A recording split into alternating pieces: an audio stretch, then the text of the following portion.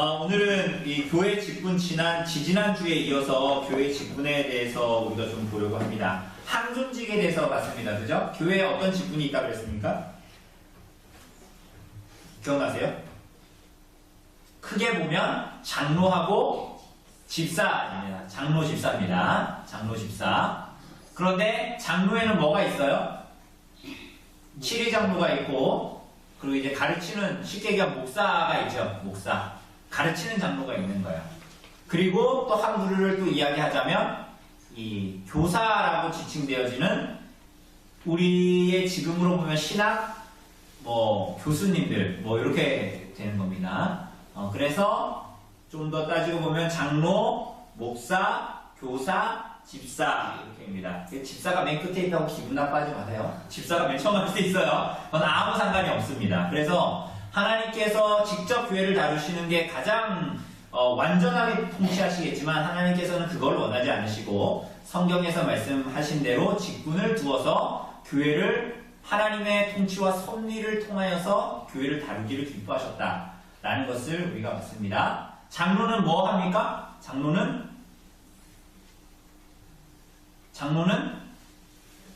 교회를 재정을 관리합니까?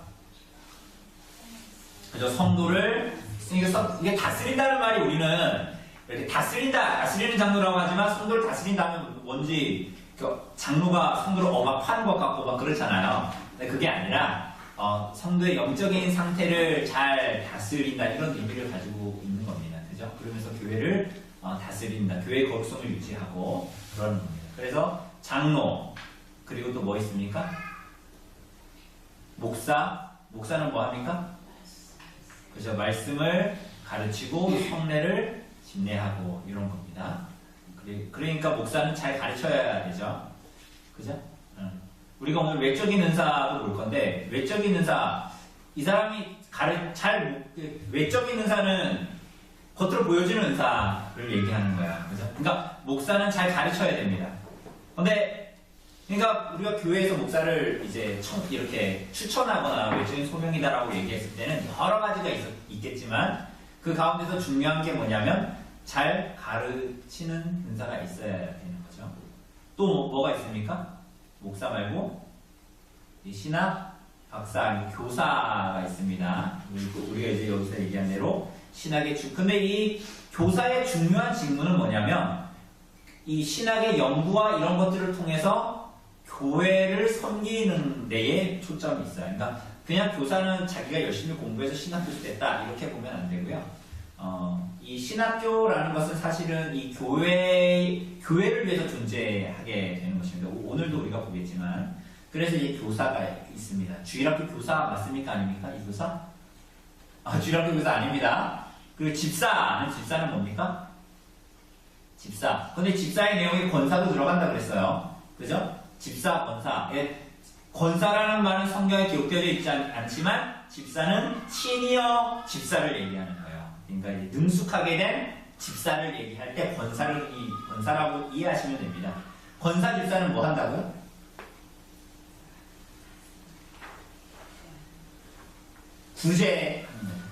구제하는 거예요. 교회를 돌봅니다. 고의를 합니다. 쉽게 얘기해서 장로가 재정을 하는 겁니까? 집사가 재정을 하는 겁니까? 집사가 재정하는 겁니다. 왜 집사가 재정할까요? 교회 모든 살림을 도맡아. 그래서 오늘도 보겠지만 집사할 사람들은 회개에 되게 밝아야 돼요. 응? 장로는 특별히 성도들을 잘 보듬어 줄 줄 알아야 돼요. 그러니까 왜 여러분 이런 사람들 있잖아요. 장로인데 되게 이렇게 장로는 아닌데 사람들이 이렇게 대화하면 이런 분 많이 이렇게 대화하다 보면 따뜻함이 느껴지고, 응? 대화하다 보면 따뜻함이, 그런 분도 혹시 보셨어요? 장로인데 대화하다 보면 따뜻함이 느껴지고 자꾸 이제 나의 문제들을 자꾸 얘기하게 되고, 그럼 이 사람은 그냥 받아주는 게 아니라 그게 하나님께서 뭘 원하실까 이렇게 보듬어 줄 수 있고 또 참된 것을 얘기해 줄 수 있고 죄 짓는데 그래 나도 그래 그냥 죄 지어 이렇게 하지 않고 아버지처럼 때로는 이렇게 안아주는 그런 장로는 아닌데 그런 사람들을 만나보셨습니까? 믿는 사람들 중에? 그런 사람이 장로 돼야 되는 거예요. 네? 아버지 같은 사람. 집사는 뭘 해야 될까? 집사는. 그리고 그 장로는 장회에서 목사의 설교도 잘 이렇게 뭐라 그럴까요? 판단할 수 있어야 되거든요. 그래서 장로는 뭐도 있어야 돼요? 신학적인 지식과 이해도 성경을 잘 알아야 돼요. 그래서 신학을. 집사는 뭘 해야 될까요? 집사는 재정을 하고 구제해야 되잖아요. 그러니까 집사는 뭐를 잘 알아야 돼요? 돈 관리 잘 알아야 돼요. 그러니까 이렇게 해가지고 언제 재테크해야지 이런 거 말고 그 재정으로 재테크하는 거 아니니까 그런 거 말고 이 교회의 재정들을 어떻게 쓰는 것이 빈틈없게 사용하는 것이고 어떻게 하는 것이 이렇게 맞게 회계의 어떤 재정 관리에 합당하게 되어지는 것이 이런 이해들을 잘 가지고 있어야 돼요. 예를 들면 뭐 세금이라든가 뭐 이런 것도 잘 알고 있어야 돼요. 그런 사람들이 집사를 해야 됩니다. 뿐만이 아니라 집사는 구제해야 되니까 구제할 때 뭡니까? 우리 이웃사람 할 때 그냥 음식 던져주고 오고 이러지 않잖아요. 그죠? 그 근본적인 이유가 뭡니까? 이 사람을 긍휼히 여기고 긍휼사역을 하는 겁니다. 그죠? 그러니까 집사들은 구제니까 긍휼사역을 하는 거니까 사람들이 향한 따뜻한 마음도 가지고 있어야 되는 거예요. 그러니까 집사들도 교회의 성도들 어려운 사람들을 신방해야 되니까 신방하는 거고 장로들도 이 사람의 영적인 상태를 알아야 되니까 신방을 하는 거고 그래서 이 한사 한 영혼을 다룰 때에 집사의 신방과 장로의 신방이 둘 다 있어요. 물론 목회자도 있지만 그래서 이것들이 다 유기적으로 이루어져서 이 사람에게 가장 좋은 것이 무엇인가를 구제할 때도 그렇고 영적인 다스림을 할 때도 그렇고 잘 이해한 상태에서 그것들을 해내야 되는 거죠. 그러니까 그런 직분들이 잘 서 있다고 생각해 보세요. 그러니까 우리가 이걸 왜 공부할까요? 이 웨스트민스터 총회에 나오는 이 결과를 왜 공부할까요 대체? 똑똑해지려고? 우리가 너무 무식한 것 같아. 좀 똑똑해지려고 그러는 걸까요? 왜 이거 공부하는 거예요? 왜 이거 공부하는 것 같아요? 몇백 년 전의 얘기를. 그러니까 우리가 이런 성경에서 말하고 있는 교회의 모습들을 갖추기 위해서 이것들을 공부하는 겁니다. 그러니까 우리가 앞으로 우리 언별리 교회가 이런 교회로 서 나가는 것이 누구의 뜻이다? 조목사의 뜻이 아니라 누구의 뜻이다? 제 마음대로 하려면 여러분 가장 좋은 건 뭐냐면 목사교를 만드는 겁니다. 우리 종교개혁 마지막 주간, 아닌가 종교개혁 10월 마지막 주간에 제가 그거 남서울에서 강의했던 거 만든 강의를 가지고 할 거예요. 오후에 한 1시간 반을 했어요. 남서울 가서. 근데 제가 짧게 해서 1시간 안에 할게요. 근데 가장 교회를 잘 목사한테 거침없이 하려면 어떻게 해야 되냐면 이단처럼 하면 돼요. 목사교를 만들면 돼. 목사에게 모든 게 집중되도록. 그리고 장로를 굳이 세울 필요 있어요? 없어요? 장로는 귀찮잖아. 내 뜻대로 해야 되는데. 그죠? 집사는 굳이 여타 이런 일을 한다면 세울 수 있지만 굳이 세우지 않으면 가장 편할 수 있겠죠. 목사 마음대로 하면 되니까. 그죠? 그러니까 우리가 이런 직분이 바로 서 있는 교회가 건강한 교회고 성경에서 말하는 교회고 우리가 하나님께서 원하시는 교회라고 생각하기 때문에 장로교회에 있는 것입니다. 그래서 우리가 그 직분을 배우는 거죠. 204쪽에 보면 이렇게 나와 있습니다. 제가 한번 읽어볼게요. 204쪽입니다.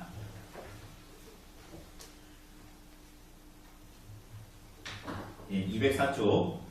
지금까지 교회의 직분에 대해 배웠습니다. 이제 깜짝 퀴즈를 내보겠습니다. 다음 중 올바른 그림은 무엇일까요? 그림 4개 있죠? 목사, 장로, 집사의 관계에 대해서 얘기하는 겁니다. 그죠? 뭐가 맞는 것 같아요? 뭐가 맞는 것 같아요?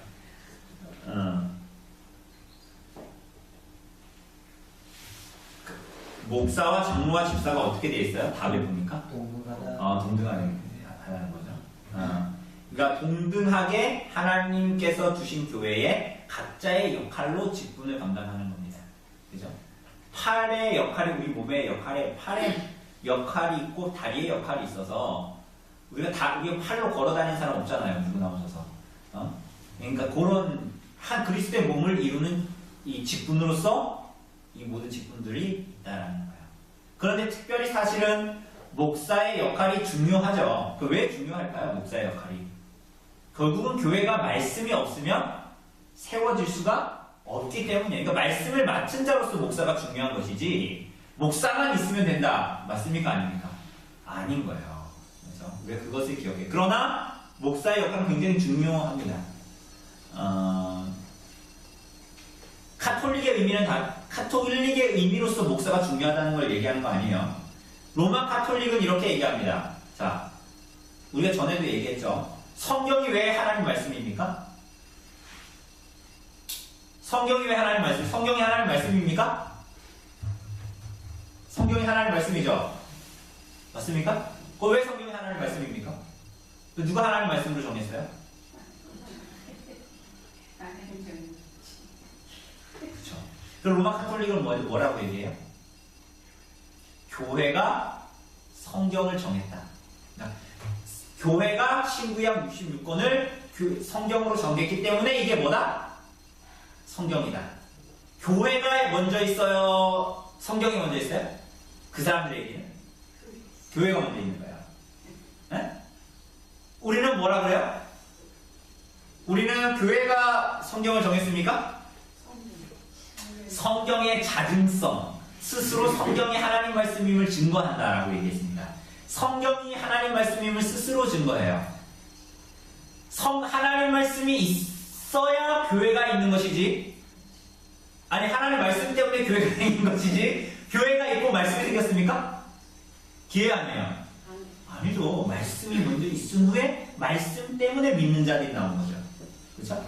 그래서 성경의 권위의 최우선성을 얘기합니다. 그죠? 왜 그것을 기억할 필요가 있습니다. 그런 의미에서의 목사와 장로의 집사가 동일한 높낮이가 아니라는 거예요. 피라미드가 아니라는 거예요. 아래 보면 그림에 이미 정답이 표시되어 있듯이 목사와 장로와 집사는 서로 동등한 직분입니다. 어느 한 직분이 다른 직분 위에서 지배하는 구조는 종교개혁 이전의 것입니다. 이게 로마 카톨릭이, 그러니까 종교개혁 이전에 1517년 이전에 있었던 구조다라는 것을 말하죠. 어떤 한 직분이 다른 직분을 지배하는 것. 예, 이어서 우리 군집사님 한번 읽어주세요. 우리 현실과 비교해 볼 때는 어떻습니까? 누구나 머리로는 기주의 정답을 맞출 수 있지만 과연 실제로 피라미드 구조를 탈피할 수 있을까요? 현실은 꽤 어려울 것입니다. 그러나 원리를 알아야 하고 인식의 폭을 조금씩 넓혀서 언젠가는 이상적인 직분론이 우리 교회 안에 실현되도록 준비를 해줘야 합니다. 방해물이 많습니다. 우리는 상호 동등한 입장에서 회의하는 문화가 어색합니다. 어쩌면 오늘날 한국 장로교회의 교회 정치 원리는 장유유서, 군사부 일체, 결련, 지연, 학연의 원리가 아닌가 싶습니다. 한국식 문화를 극복하려면 갖춰야 할 것들, 배워야 할 것들 참 많습니다. 때로는 절망스럽기도 합니다. 그런데 절망만 할 수는 없습니다. 사실 유럽도 쉽지 않았습니다. 17세기 유럽에는 계급 제도가 엄연히 존재했습니다. 귀족, 부르주아, 중산계층, 평민, 심지어 하인도 존재합니다. 그들이 처한 환경이 우리보다 결코 쉽지는 않습니다. 희망을 버리지 말아야 합니다. 네.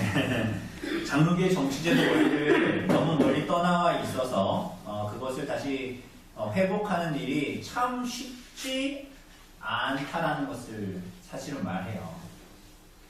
그러니까 우리가 이렇게 배워도 실제로 우리가 조직교회를 막 25명, 우리 교회가 막 40명, 50명이 되면 그것을 실제로 이루려면 그게 참 쉽지 않고 어떤 면에서 아예 그냥 이렇게 가지 하는 게 굉장히 편하게 느껴질 수 있거든요. 우리 이영재 성도님 우리 교회 회원으로 들어오시지 않았습니까? 그래서 공식적인 명칭이 뭡니까? 이영재 성도님 이렇게 부르죠. 그죠?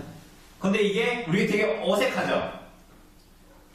성도라는 걸 우리가 교회에서 잘 쓰지 않았잖아요. 그러니까 이거 하나 기억해내는 것도 굉장히 힘든 거예요. 우리 전승민 뭐라고 부릅니까? 성도 아니면 형제 이렇게 부르는 것이 가장 바른 표현임에도 불구하고 그게 굉장히 어색하단 말이에요. 그러니까 우리가 그러한 교회를 이루는 원리나 이런 데에서 멀리 떨어져 있어서 아무한테나 집사라고 명칭하는 게 더 편하게 느껴지는 거예요. 그런데 그게 사실 맞는 거예요, 안 맞는 거예요? 안 맞는 거죠. 그런데 우리 안 맞는 게 우리한테 편한 거지 지금. 그러니까 우리가 얼마나 떨어져 있느냐를 잘 보여주는 거예요. 우리에게 이 종교개혁의 내용들이. 그런데 우리가 어쨌거나 성경이 바르게 말하고 있는 대로 고쳐나가야 되는 거지. 그렇지 않다고 해서 우리가 그냥 잊자. 이게 이상한 거다라는 거죠. 자, 이게 심화학습인데요. 심화학습 옆에 보면 말씀 성례 권징 세 측면에서 본 직분 개혁입니다. 모든 직분은 신자가 하나님 말씀을 먹고 살도록 돕는 일을 해야 합니다. 뭐라고요? 모든 직분은 뭐 해야 된다고요? 하나님 말씀 먹고 살도록 뭐 한다고요? 돕는 일을 하는 게 직분입니다. 그러니까 직분은 돕는 거예요. 명예직이 깁니까 아닙니까? 이걸 오해하면 안 되는 거예요. 그러니까 뭐 집사, 장로, 목사 됐다고 목을 꼿꼿이 세우고 다니는 그런 명예직이 아니에요. 섬기는 직분입니다. 모든 게 섬기는 직분이에요. 이 원리를 바른교회의 세 가지 표지라고 일컫는 말씀 성례 권징의 세 가지 측면에서 알아봅시다. 첫째는 뭐예요? 말씀, 바로잡고 말씀입니다. 종교개혁자들은 오랜 세월 어둠에 묻혀있던 교회에 하나님 말씀을 다시 전했어요. 그래서 복음을 선포했습니다. 그 복음이 사람을 다시 살렸고 교회를 회복시켰어요. 뭐가요? 복음이, 말씀이. 그러므로 말씀을 설교하는 것은 굉장히 중요했고 말씀을 전할 사람이 또한 중요해졌습니다. 그게 바로 목사입니다. 이제는 사제가 아니라 목사가 중요해졌습니다. 그런 차원에서 비록 직분이 동등하다 하더라도 말씀을 직접 가르쳐야 하는 목사 직분은 다른 직분들의 출발점과도 같습니다. 출발점과도 같아요. 이해되시죠? 목사가 더 높다는 것이 아니라 말씀을 가르치는 목사가 바른 말씀을 선포해야 장로가 어떤 의미를 가지는지 집사가 어떤 의미를 가지는지 알 거 아니에요. 그런 의미에서 목사가 중요하다는 거죠. 말씀을 바르게 가르칠. 그러니까 목사가 잘 가르치는 것도 중요하지만 사실은 그 근본에는 뭐가 있어야 돼요? 바르게 가르칠 수 있어야 돼요. 바른 내용, 바른 교훈, 바른 가르침을 가지고 있어야 되는 거야. 아무리 잘 가르쳐도 바른 교훈이 없으면 이 사람은 뭐예요? 말쟁이인 거지, 말쟁이. 두 번째, 뭡니까? 살찌우고 뭐예요? 성례. 귀로 듣는 말씀이 설교라면 시각과 후각과 촉각으로 체험하는 말씀이 뭐예요? 세례와 성찬입니다. 이게 무슨 말씀인지 알겠죠? 제가 말하면 여러분 귀에 들리죠, 말씀이. 그냥 듣는 말씀이고 세례와 성찬은 뭐예요? 촉각으로. 여러분 성찬하면 다음 주에 빵 입에 넣으면 여러분 씹어요, 안 씹어요? 포도주스를 마시면 포도주스가 맛이 느껴져요, 안 느껴져요? 느껴지죠? 세례 받을 때 여기에 성부와 성자와 성령의 이름 속으로 세례를 줄 때 목사가 손을 얹고 안수를 하고 물을 끼얹으면 느낌이 있어요, 없어요? 있죠? 그러니까 모든 촉각으로 느껴지는 뭐예요? 말씀인 거예요. 여러분 그거 먹으면서 이런 생각 안 하잖아요. 빵 먹으면서 오늘은 좀 빵이 달콤하네. 이렇게 끝나지 않잖아요. 포도스 마시면서 이거 좀 달달하네. 이렇게 느껴지지 않죠? 그것을 넘어서는 그것의 의미, 영적인 임재를 우리 받잖아요. 그죠? 그것을 얘기하는 거예요. 세례와 성찬. 성찬에 참석하면 내가 그리스도로부터 모든 것을 공급받아 먹고 자란다는 것을 온 감각을 동원하여 풍성하게 경험하는 거예요. 그죠? 이와 관련하여 생명의 양식을 공급하며 성도를 양육할 사람이 필요한데 여기에는 목사와 함께 누가 필요해요? 치리장로 필요합니다. 여러분 참 중요해요, 이 내용이. 우리가 그냥 읽고 지나가지만 이게 교회 안에서 나타나는 치리장로. 장로가 원래 이 역할을 해야 돼요. 뭐 하는 역할이에요? 생명의 양식을 공급하고 성도를 뭐 한다고요? 양육한다고요. 그래서 또한 누가 성찬에 참여할 것인지를 심사하는 역할도 누구의 몫이에요? 장로들의 몫이에요. 그 아래 가르치면서 뭐 나와요? 그래서 신방이 중요해요. 장로들이 신방에서 이 사람이 말씀으로 잘 살고 있는가? 이 사람이 공개적인 죄를 지으면서 살고 있지는 않은가? 이러한 것들을 하는 거예요. 그런데 여러분 잘 보세요. 내가 막 이렇게 여러 가지로 참 묻고 싶고 따뜻함으로 받아줄 것 같고 그런 아버지 같은 장로가 아니면 이런 거 하기 쉽겠습니까? 어렵겠습니까? 그러니까 어떤 말씀을 이렇게 날카롭게 그 사람을 이렇게 정지하고 쪼기만 할 것 같은 사람이면 그 사람이 장로면 어떤 성도 집에 신방을 오면 그 사람한테 그 장로한테 얘기하고 싶겠어요? 안 얘기하고 싶겠어요? 안 하고 싶죠. 마음에 안 드는데 어떡해. 근데 장로는 그러므로 자기 가정을 잘 돌보고 가정을 잘 돌본다는 게 저처럼 애들 혼내는 사람을 얘기하는 게 아니라 아이들을 바르게 말씀으로 양육하고 가정을 은혜로 이끄는 사람. 그죠? 그런 따뜻함으로 그러면서 진리를 포기하지 않고 참 어렵죠? 그러한 사람이 장로로 세워져야 되는 겁니다. 참 지혜가 있어야 되겠죠, 이 장로를 할 사람은. 그래서 신방을 합니다. 그래서 보여지는 말씀이 성찬에 참여할 사람을 심사하는 역할도 하고요. 그 다음에 보면 또한 성찬과 관련하여 가난한 사람들을 구제하는 일도 교회의 중요한 사역인데 그에 따라 집사의 역할이 이어서 강조되는 것입니다. 3번 뭡니까? 권징입니다. 튼튼하게 하는 거. 종교개혁자들은 튼튼한 교회를 세우기 위해 신자들의 삶을 권면하고 때로는 뭐 했대요? 재판을 했어요.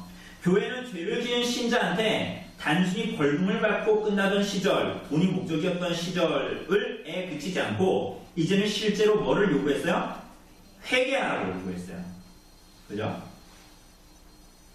그러니까 우리 면죄부도 결국은 죄상을 받는데 그게 이제 돈으로 해결한다는 거 아니에요. 그죠? 그런데 여기서 정말 하나님께서 원하시는 것은 그 사람의 회개라는 거예요. 회개. 죄에 대한 회개. 그렇게 살지 마세요 라고 담대하게 말했고 돌이키지 않는 자에 대해서는 뭐 했다고요? 수찬, 정지와 혹은 거기에서도 응하지 않으면 출교하는 단계를 두어서 엄중히 경계하고 권징 후에 죄에서 돌이키도록 최선을 다했습니다. 전에도 얘기했지만 수찬, 정지와 출교는 그 사람을 죄에서 돌이키기 위해서 쓰는 방책이라 얘기했습니다. 하지만 이런 일은 매우 조심스럽게 진행되어야 했고 그래서 어느 한 개인이 감당하기보다는 어디가? 치리회가 담당해야 할 일로 여겼습니다. 왜? 한 사람이 개인이 하면 편향될 수 있고 그 한 사람이 알 수 있는 정보가 굉장히 제한될 수 있고 내가 저 사람이 아는 것과 다른 사람이 저 사람의 그 내용에 대해서 아는 게 다를 수 있잖아요. 그쵸? 그러니까 내가 저 사람 보고 저 사람 왜 저래? 저거 안 되는데? 그런데 옆에서 봤을 때 저게 사실은 이런저런 내용이지 이런 거 이렇게 볼 수 있는 내용들이 있잖아요. 그러니까 한 사람에게 집중되지 않고 편향적으로 되지 않고 치료회가 그래서 그 일을 담당하게 되어 있습니다. 치료의 회복 이것이 바로 직분개혁의 최종 단계이자 다른 어떤 것보다도 어려운 가장 고차원적인 종교개혁이라고 말할 수 있습니다. 치료회는 신자의 영적인 일에 집중하는 기관으로 장로와 목사로 구성됩니다. 여러분 그러니 이게 당회가 얼마나 중요해요. 그죠? 당회에서 싸우는 게 말이 됩니까? 그러니까 이게 직분이 바르게 안 서 있는 거예요. 직분을 명차는 달고 있어. 장로, 목사라고. 근데 이 사람들이 뭘 해야 될지를 모르는 거예요. 사실은 당회가 싸우면은 그 교회는 끝난 거죠. 무슨 영적인 치료를 할 수 있겠어요, 그 교회가. 이 간판은 걸려 있는데 사람은 몸은 있는데 영혼이 없는 것 같은 게 되겠죠. 그렇지 않습니까? 노벨도 마찬가지죠. 직분이 중요해요. 그러니까 직분이 바르게 서 있는 것뿐만이 아니라 그 직분을 누가 그 직분에 맡길 것인가 내용이 너무 중요한 거예요. 아무나 목사 세우면 되겠습니까? 그러니까 아무나 장로 세우면 되겠습니까? 그러니까 아무나 집사 세우면 되겠습니까? 그러면 됩니까? 됩니까? 그렇게 하면 안 돼요. 교회가 망하는 거예요. 그래서 넘어가 보면 쟁점 2 그러면 이제 어떻게 직분자를 세울 건가 하는 거예요. 어떻게 직분자를 세울 건가. 네, 그 내용 우리 송 집사님 읽어주세요. 이렇게 교회는 한종이 우리의 직분을 결정했습니다. 남은 이유는 그들을 실제로 세울 인내는 무슨 기준으로 어떻게 세우느냐가 정해지지 않았다는 겁니다. 이전에는 이런 분인 자체가 필요 없었습니다. 공통 사제주의 계급조였으니 주교가 자기 마음에 드는 사제를 임명하고 일할 곳을 정해서 부르면 끝나는 문제였거든요. 즉 주교가 가라면 가고 오라면 오던 시절이었습니다. 네, 이거 요런 방식이니까요. 이렇게 피라미드 방식이니까 위에 사람이 아래 사람 누구 한 명을 딱 해가지고 지명해서 보내면 끝나는 거였단 말이에요. 그러니까 어떻게 했어요? 이 사람들이 사제해가지고 그 사제의 녹을 먹기 위해서 어떻게 하는 거예요? 뭐 할까요? 당연히 아주 세상적으로 생각하면 돼요. 네? 그러니까 뭐 하는 거 윗사람한테? 돈 주는 거예요. 그러면 많이 준 사람한테 좋은 데 보내겠죠? 예, 그런 식으로 되는 겁니다. 예, 옛날에 그랬다는 거예요. 예, 읽어주세요. 종교 개혁자들은 그런 방식이 가져오는 특별한 경계에 어떤 한 사람이 돈으로 직분자가 세워지는 것을 철저히 경계했습니다. 예, 이게 첫 번째였습니다. 자, 두 번째. 정반대의 사람들은 그냥 맡기는 대로 사람을 세웠습니다. 예를 들어 교도는 비둘로 앉아서 손잡고 기도하다가 누가 불을 떨면 그에게 성령이 임하셨다고 보고 그에게 설교를 시킵니다. 편리하고 실용적입니다. 하지만 그게 정말인지 검증할 길이 없습니다. 퀘이커 교도도 그렇게 했대요. 기도하다가 말씀이 임하는 사람이 오늘 설교하도록 합시다. 한 사람이 나와서, 근데 여러분, 이런 분위기가 지금도 있어요. 우리 좀 이해가 안 가죠? 이런 사람도 있다니까요? 근데 이게 가능해요. 그러면서 하나님의 뜻이 아닌 다른 걸 하겠죠. 이게 능력이 있을 수도 있어요. 이단들 공부하다 보면, 이단들 전에도 얘기했잖아요. 이단이 우선 들어보면, 3주 후에 제가 할 건데, 들어보면 말도 안 되는 얘기를 해요. 그런데 이게 정신 놓고 생각하면 그럴싸해요. 뿐만이 아니라 이단들은 가르치는 이단도 있는데요. 보여주는 이단도 있다 그랬잖아요. 전에. 그죠? 만민중앙교회 이제로 그 교회에 이적들이 나타나요. 전에 그 집사님하고도 이제 이야기하면서 그런 얘기 했는데 병이 고쳐지고요. 뭐 그런단 말이에요. 그런데 그 가르침을 보면 그게 성경의 가르침이 기회가 아니에요. 아니에요. 그래서 이제로 만민중앙교회 제가 얘기했잖아요. 구역 모임 하는데 우리 구역 모임 지난주에 했잖아요. 그때 모여가지고 자, 그 구역 모임 할 때 다 같이 형광등을 보세요. 하나, 둘, 셋.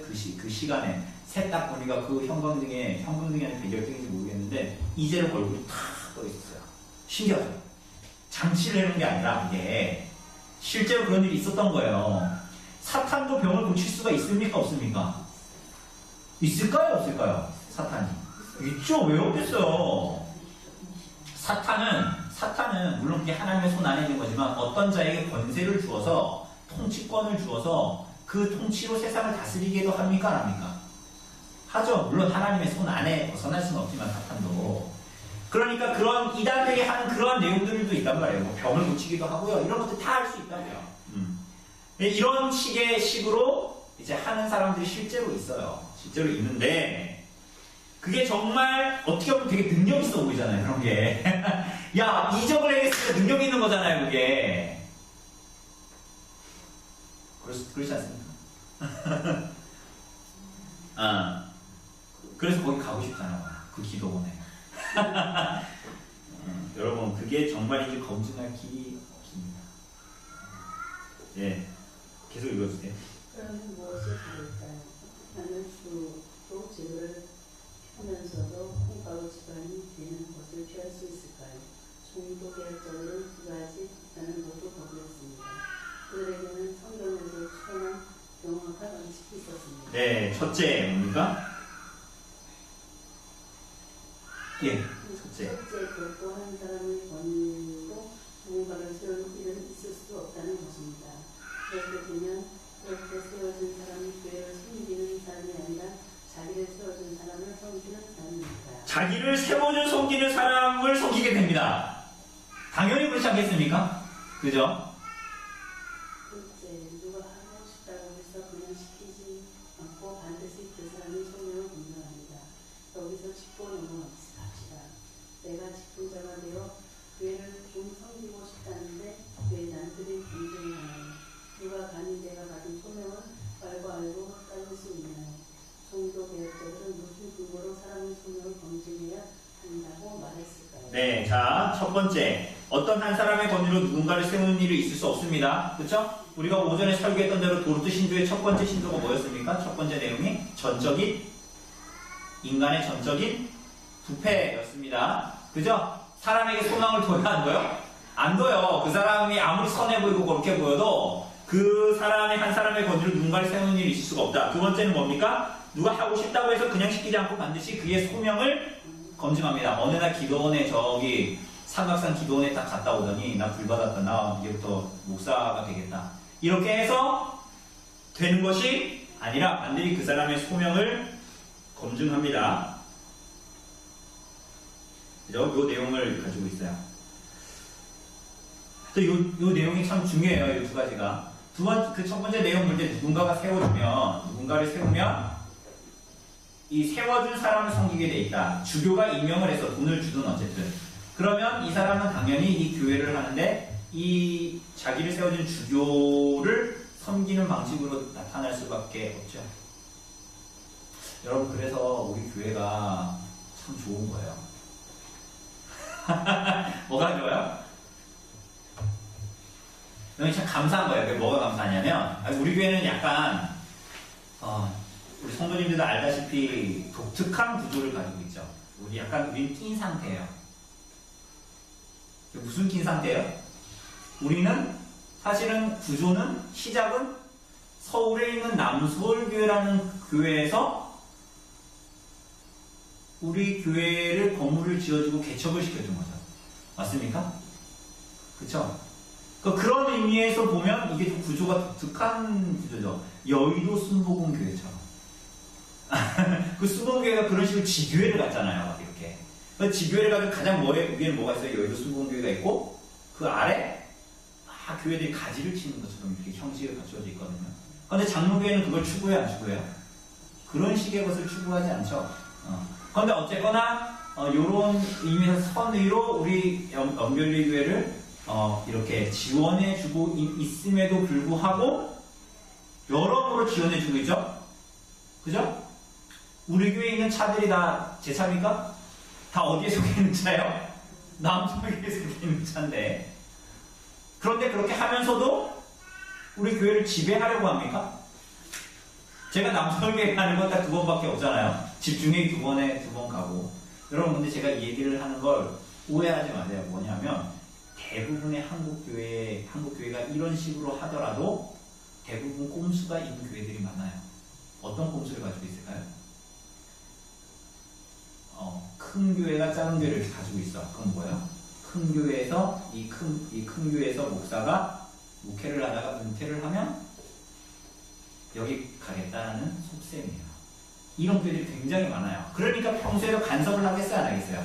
여기도 목사 세워놓고 하겠어요, 안 하겠어요? 하죠.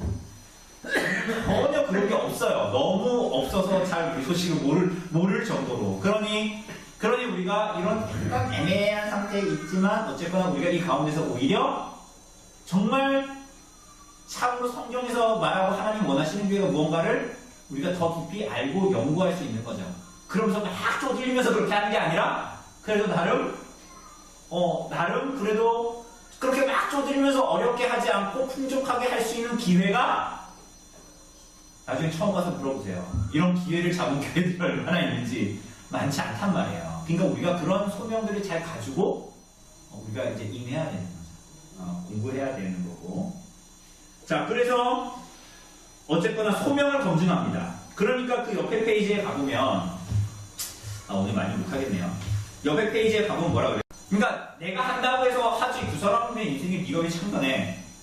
근데 그게 아니다라는 거예요. 조집사님 한번 읽어주세요. 아이도는 일찍 소명과 일찍 소명을 구분합니다. 일찍 소명은 제3자가 함부로 자문할 수 없지만 일찍 소명은 말 그대로 끝으로 드러나는 것이니 평가하고 판단할 수 있는 겁니다. 어떤 사람이 직분자로 특화한지 아닌지는 주위에서 함께 신앙생활하는 성도들이 다 안다는 겁니다. 그럼 어떤 사람에게 아무리 직분자에 대한 내적 소명이 있다 하더라도 교회를 공적으로 섬기는 직분자가 되기 위해서는 회원들의 동의가 필요합니다. 교회가 스스로 그의 내적 소명을 판단하는 겁니다. 여러분, 요걸 옆에 그림 보니까 뭐라 그래요? 옆에 그림에 아주 잘 나와 있습니다. 외적 소명, 내적 소명 나와 있죠? 내적 소명이 뭐래요? 부르심을 어떻게?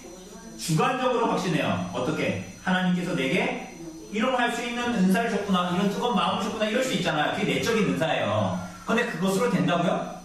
안 돼요. 외적인 소명이 같이 있어야 돼요. 그게 뭡니까? 부르심을 타인들에 의해 객관적으로 확인한다. 오, 저 사람 잘한다. 인정.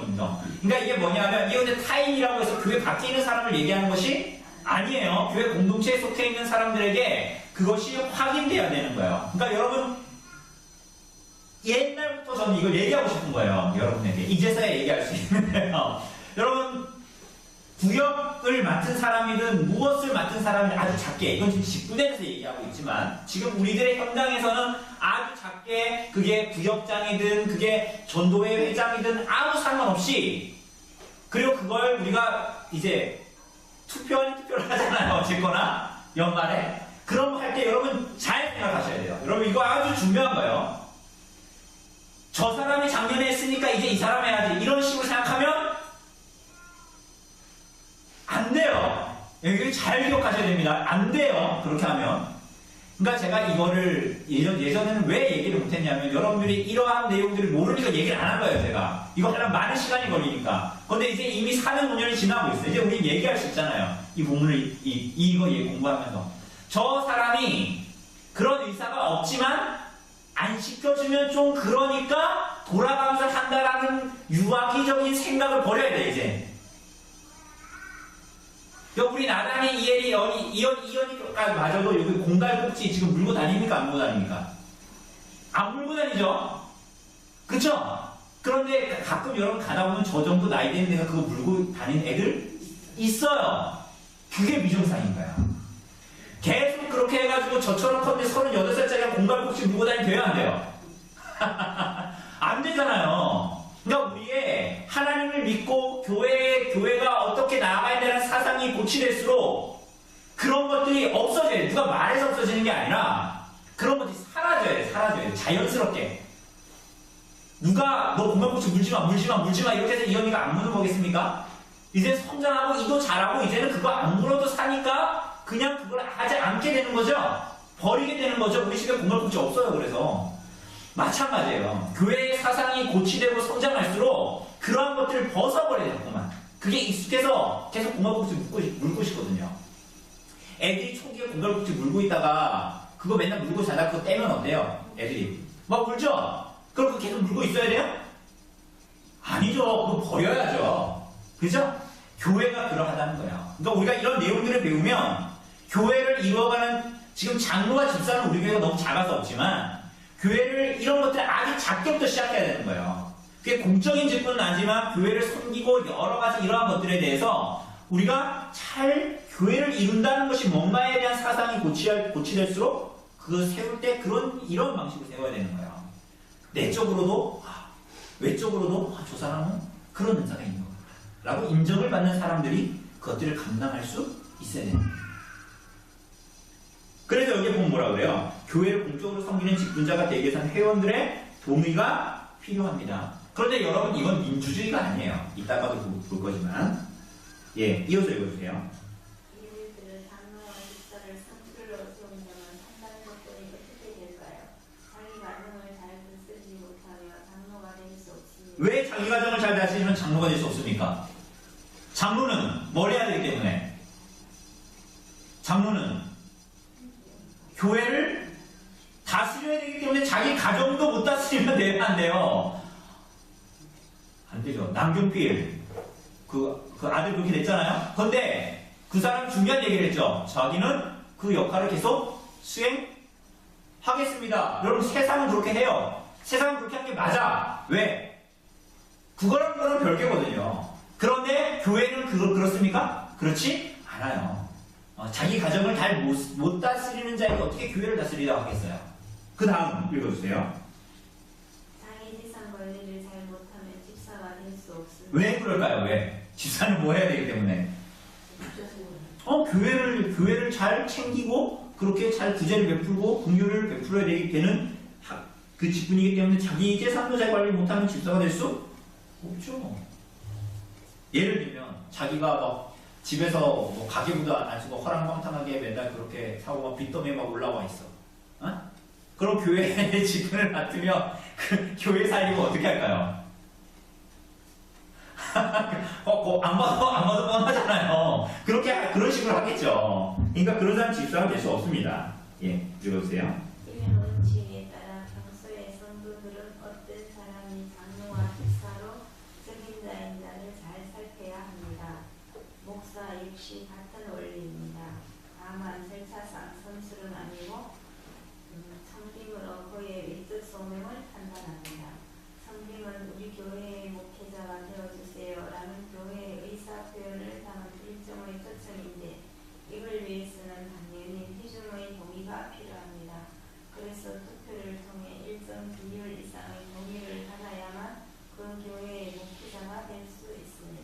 청빙. 이 청빙할 때 일반적으로는 이렇게 하죠. 형식은 노예 파송이 맞아요. 그죠? 목사가 노예에 속해있기 때문에. 그런데 이제 일반적으로 우리가 어떻게 합니까? 목사가, 그러니까 우리가 그것도 이제 서류를 내죠. 교회 청빙하다 이러면 이제 서류를 다 내서 교회에서 1차적으로 이제 심사를 한 다음에 그 다음에 어떻게 합니까? 요걸 가지고 이제 몇 사람 뽑았으면 그 사람이 와서 이걸 이제 이런 말을 쓰죠. 이렇게 선보는 설교를 한다고 하잖아요. 그러니까 와가지고 주일 오후나 이럴 때 설교를 한번 합니다. 그렇게 해서 어떻게 해요? 이제 성도들의 가부를 붙거나 아니면 청빙위원회 같은 걸 만들죠. 몇 소수로 구성된. 그런데 여기에 어쨌거나 보면 보통 투표를 통해서 3분의 2 이상의 동의를 이상의 찬성을 받으면 그 교회의 목회자가 될 수 있습니다. 라는 것을 이야기합니다. 예, 계속 읽어주세요. 이것이 종교 계획자들이 기본적으로 갖고 있던 직분자 선택의 기준이었습니다. 하지만 청의에서 실제로 직분자를 세우려다 보면 약간 복잡한 문제가 발생합니다. 다른 직분자는 선거라는 형식으로 회중의 동의를 얻을 수 없게 뽑으면 되는데 전문직의 실력과 소양을 갖춰야 하는 목사의 경우 회중에게 맡겨둘 문제가 아니었던 겁니다. 야, 이게 중요합니다. 그죠? 다른 직분들은 교회의 회중의 동의를 얻어서 뽑으면 돼요. 근데 목사는 뭐가 필요해요? 여기 보니까 전문적인 실력과 소양이 필요한 거잖아요. 왜? 뭐를 다루기 때문에? 말씀을 다루기 때문에 이게 필요한 거예요. 그죠? 그러한 면에서 이러한 사람들을 뽑을 때는 그냥 회중만으로 되어지는 것은 아니다라는 것을 말합니다. 예, 두 번째 여기 요 부분만 좀 읽고 끝내도록 하겠습니다. 예, 요거 군집사님 좀 마저 읽어주실래요? 뒷장 넘어가서. 개별교회에서 목회자를 결정하는데 장로들의 지지와 회중 대다수가 원하는 것으로 충분하다 생각되지 않습니까? 하지만 스코틀랜드 총대는 또 하나의 조건이 있다는 것을 알려줍니다. 목사의 경우 반드시 노회의 검증을 거쳐야 한다는 겁니다. 목사를 세울 때 반드시 노회의 검증이 필요할까? 총회는 세 위원회로 나누어 성경을 열심히 분석합니다. 그리고 그들은 성경의 증거와 함께 스코틀랜드 총대들의 조언을 얻어서 장로회를 그 답으로 찾아냈습니다.